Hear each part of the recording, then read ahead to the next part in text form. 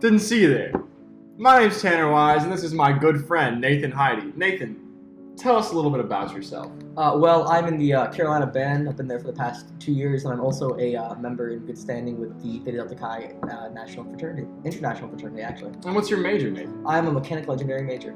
That sounds interesting, Nathan. Oh, quite, yes. Now, Nathan, are you interested in marine science? I think the oceans are one of the largest, most unexplored, and most beautiful wonders of our world, so I would say, yes, I'm quite interested in marine biology. Well, I would agree with that, Nathan. Now, Nathan, we're going to talk about a few things on the show today. First off, are you familiar with the term coral bleaching?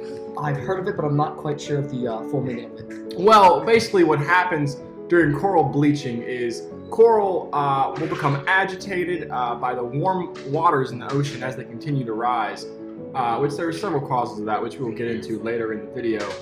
And they will retract and they will expel the algae out of their body in the coral, and the coral will turn white. Now, what's important to note about this, which a lot of people don't fully comprehend, is that the coral in this scenario is in fact not dead.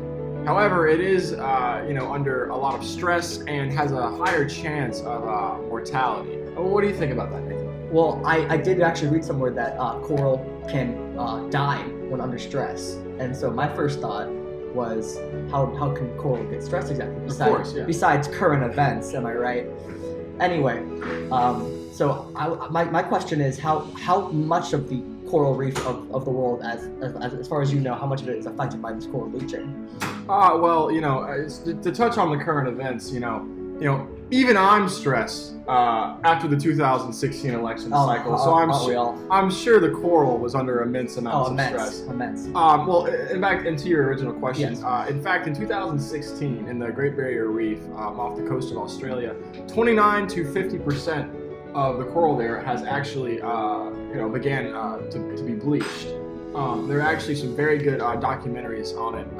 One called Chasing Coral, which explores, part of it explores, coral bleaching on the Great Barrier Reef. It actually takes a major emotional toll on some of the researchers there. They devote their life to coral. Just to watch their life project just die because of these wars. I'm sure it could cause a great emotional strain on them. Well, if you picture, Da Vinci working on the Mona Lisa, it's the most beautiful work of art, he ever created. And then he watches, the thing he loves the most. What if he watched it, just be pulled from his hands? And there's nothing that, him as a person would have been able to do. It's the same concept with coral bleaching.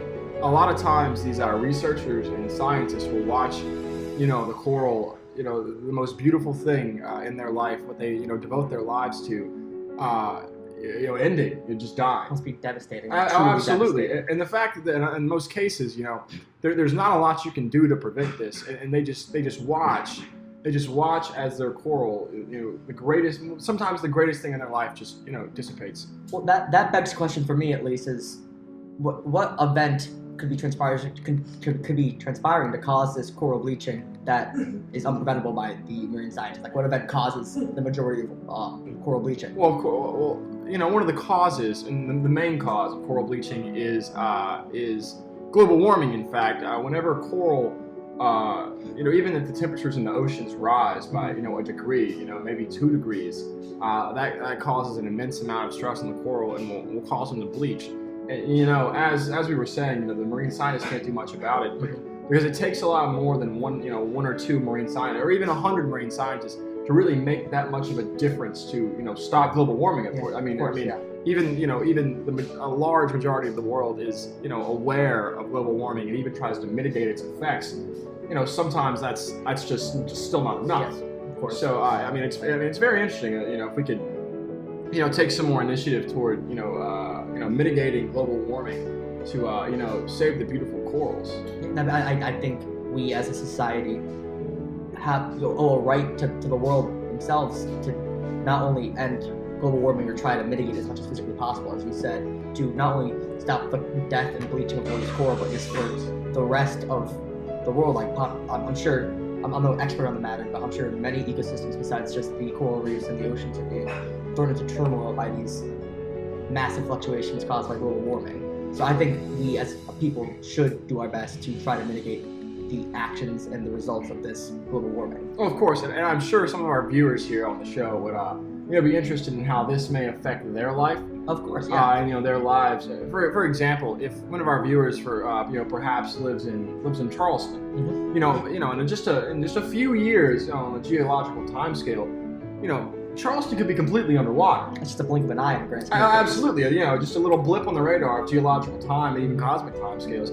Charleston can be completely underwater, as well as coastal places such as OBX over on the Outer Banks. You can even go as far as some of the islands down in the Caribbean. These places, these habitats, were not only coral reef. We're not even talking about coral reefs at this point. Actual habitats on land. It's a global scale. Hey, exactly. These habitats can be ruined by the things that man does. And what kind of things you think that we could do as people every day, or what kind of things do you do that can mitigate the effects of global warming? How could you slow down the devastation to our planet due to global warming? Well, it's a hard task. One person said like 1 million times. Oh, absolutely. But absolutely. I'm sure we can all take it apart. For me, individually at least, I do the simple things that we can all do. I turn lights off when I'm not using them. I try to limit my electricity use. I try to limit the amount of wood fires I burn, because the carbon that is stored in wood, carbon's a great store of wood is a great store of carbon, which is when burned releases carbon dioxide, which is one of the major factors and causes of global warming. It's a greenhouse gas. So by mitigating and lowering the amount of fossil fuels or just normal wood I'm burning on a daily basis, if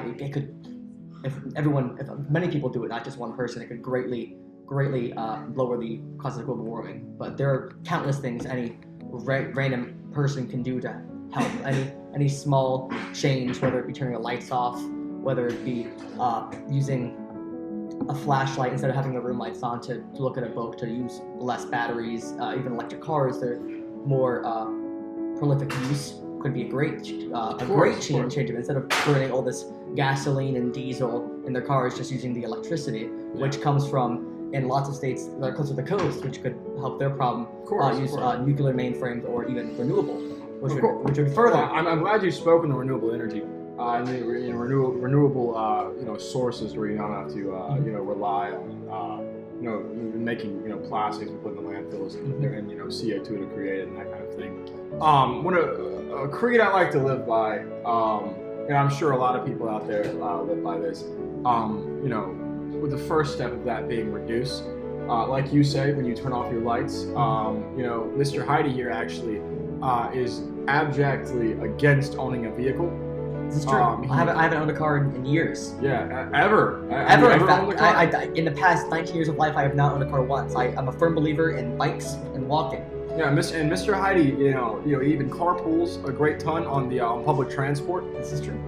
So you're doing a great job to reduce. Also, in my life, I try to walk as much as possible. If I'm going from Booker T. Washington, I'm not going to go hop in my car and drive to Gambrell. It'd be frivolous. Of course. Waste of gas. Of course, I'm going to walk all the way to Gambrell. Even though it's a 20-minute walk uphill, I'm going there because I'm trying to reduce. And the next part is reuse.